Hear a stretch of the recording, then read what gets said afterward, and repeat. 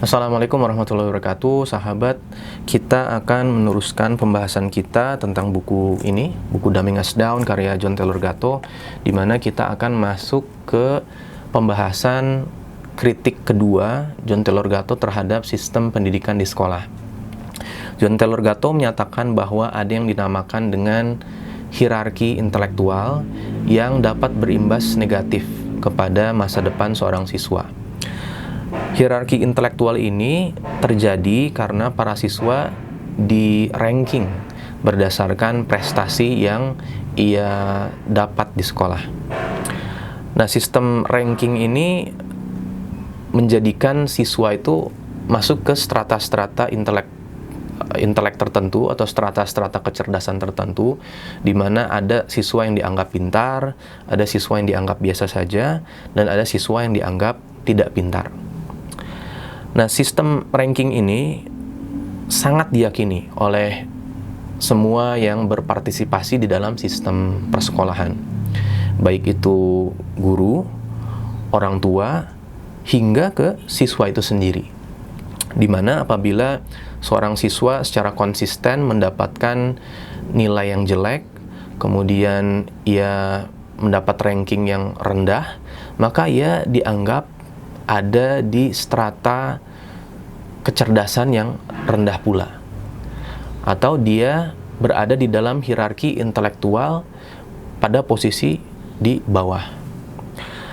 Nah, setelah bertahun-tahun berada dalam posisi tersebut, siswa tersebut akhirnya juga meyakini bahwa oh iya, memang saya ini nggak pintar gitu.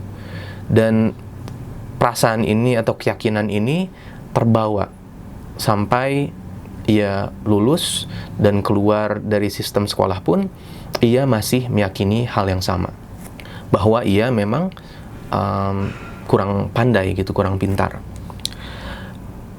Padahal sistem yang digunakan oleh sekolah ini sangat terbatas dan tidak dapat dijadikan acuan untuk menilai kecerdasan seseorang. Sistem ini tidak mampu menilai kecerdasan secara menyeluruh. Bahkan di dalam ilmu psikologi sendiri, kecerdasan itu ada banyak jenisnya. Ada yang mengatakan bahwa ada 4 jenis kecerdasan, ada yang mengatakan bahwa ada 9 jenis kecerdasan, ada yang mengatakan 10, dan lain sebagainya. Jadi yang perlu kita pertanyakan adalah, di dalam sistem penilaian di sekolah, kecerdasan macam apa sih sebenarnya yang dinilai? Apa sih yang dilihat di dalam sistem penilaian di sekolah? Apakah yang dilihat itu kecerdasan logika? Apakah yang dilihat itu kecerdasan kreatif? Apakah yang dilihat itu kecerdasan linguistik? Dan lain sebagainya. Ini pun menurut saya masih belum cukup jelas.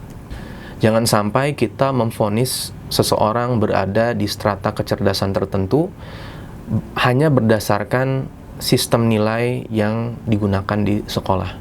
Karena sekali lagi, sistem penilaian yang digunakan ini sangat-sangat terbatas dan tidak mampu mencerminkan kecerdasan seseorang secara nyata.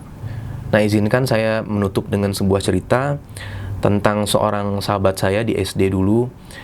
Sahabat ini dianggap ada di strata yang rendah di dalam hierarki intelek di sekolah. Nilai-nilainya selalu jelek, kemudian ia selalu ada di ranking terakhir di kelas, dan dia pun menjadi bulan-bulanan guru, bulan-bulanan teman-temannya. Padahal saya tahu bahwa sahabat saya ini orang yang baik.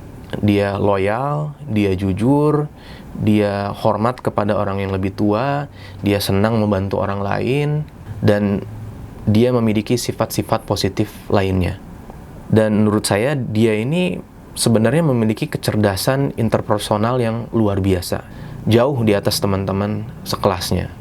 Sayangnya, hal-hal tersebut atau kecerdasan semacam itu tidak dihargai di sekolah, tidak dihargai di dalam sistem penilaian di sekolah. Yang menjadi nomor 1 di dalam sistem di sekolah itu adalah nilai ulangan, nilai tugas, dan hal-hal yang sejenis. Oleh karena itu, kita perlu merenungkan sebenarnya kecerdasan apa sih yang kita harapkan tumbuh pada anak-anak kita? Karena apabila kita mengacu kepada sistem penilaian yang digunakan di sekolah, di mana ada hierarki intelektual yang didasari oleh premis yang sangat sederhana, yang sangat terbatas, kita perlu sangat berhati-hati dan kita harus berusaha untuk memitigasi kekurangan-kekurangan dari sistem pendidikan di sekolah. Wallahu a'lam, sekian dari saya. Insyaallah kita teruskan nanti di video berikutnya. Terima kasih atas perhatiannya. Wassalamualaikum warahmatullahi wabarakatuh.